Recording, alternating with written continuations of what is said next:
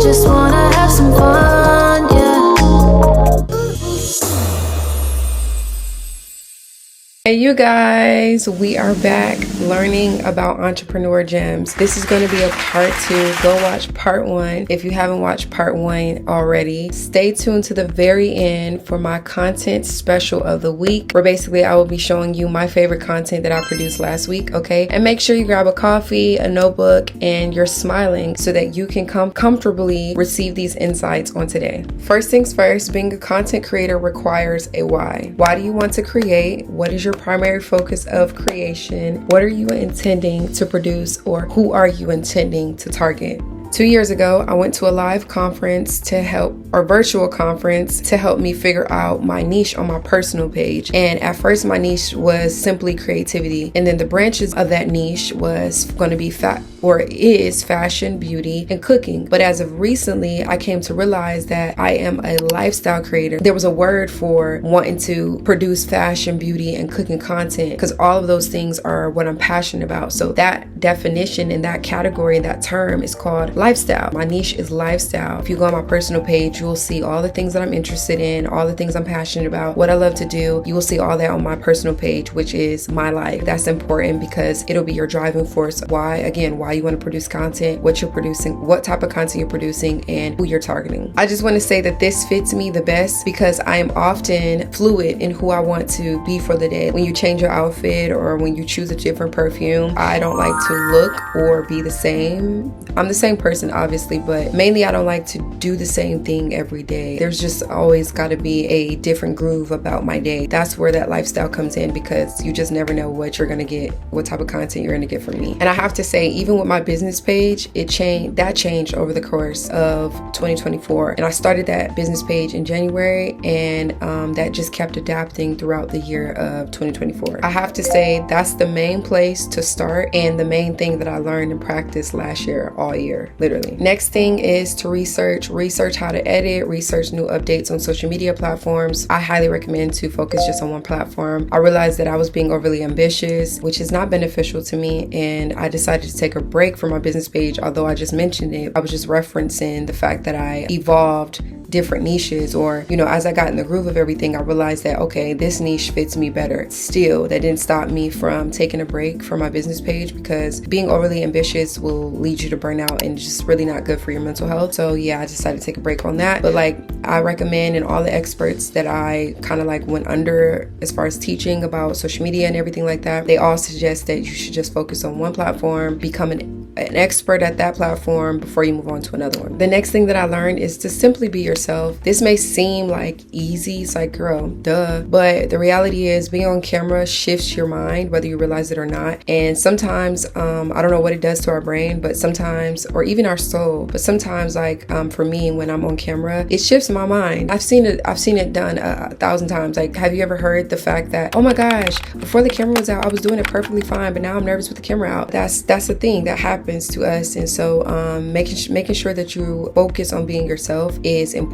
I learned that last year, that I could be more of myself. Me learning that was me realizing that I wasn't being myself all the way to my full extent. There's just different sides to yourself that you can show, but being yourself requires that different side to show up authentically, if you get what I'm saying. All of this is beneficial and helpful because it's going to make sure that you're bringing in the right audience that's going to be attracted to you for you, because you're being yourself. You don't want to attract the wrong audience, and then all of a sudden you've built a platform on a false character, false person of who you are, a counterfeit person of who you are, and the whole time that audience thought that you were, and you're not.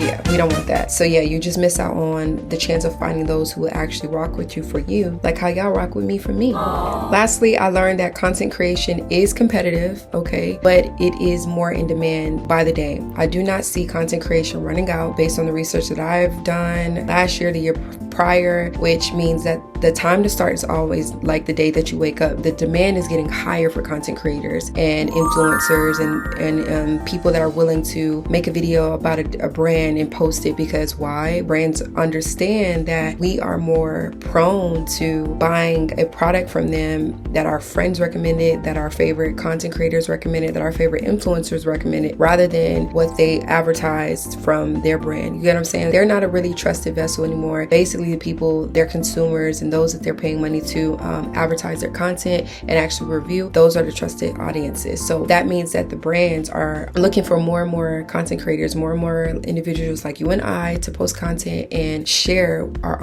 authentic reviews and basically get their brand noticed and out there. Okay, yes, it's competitive because we tapped in, we locked in, and this is the new wave of society right now. Technology is a big part of society, so why not hop in and start learning, right? But I learned also is that I was not good, and I knew that because I had the training. The 7-day training that I took helped me. It really, really helped me. I was a brand new content creator battling with all these, feelings of just doubt and everything like that. And then I took the 7-day training and I was like, okay, I can do this. And I literally started my business page in January 2024. I already had my personal page up and running. That just needed to be tweaked and everything like that. But starting a brand new one, that took courage and boldness, because just like you're starting from ground zero, and it's like, bro, how am I going to gather up all these followers in a short amount of time? It's really not about that. It's about finding your voice and your groove and who you are throughout the process, because the beauty, of course, is in the journey, not the end. Really, there's really never an end. I don't think there's ever an end to social media. It's just a fun outlet. It's a fun source to connect and to gather information and produce information, right? Back to what I was saying.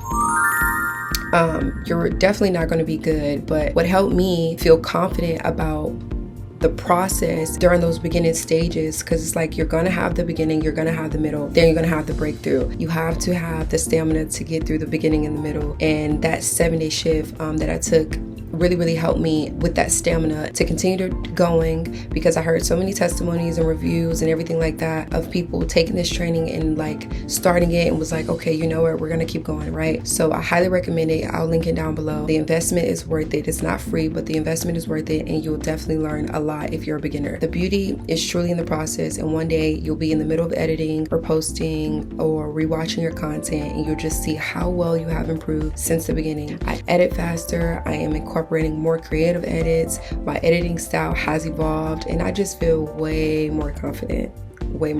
That's truly the best reward. There are perks in pursuing this field. There are perks in pursuing any field that you are involved in, because there's just perks in practicing over and over again and just perfecting what you're doing, right? I will say that since we're talking about content creation, the biggest one is the reward of knowing that you started scared, you started anxious, you started worried, hesitant, or insecure, and realizing that all of those feelings literally will leave you the more you practice at it, the more you keep posting, the more you keep going, because it really is a brave thing to post content and just let it go, because there's a risk of just backlash or rejection. But at the end of the day, you're brave and you're courageous for even wanting and considering to start. All you have to do is press the button.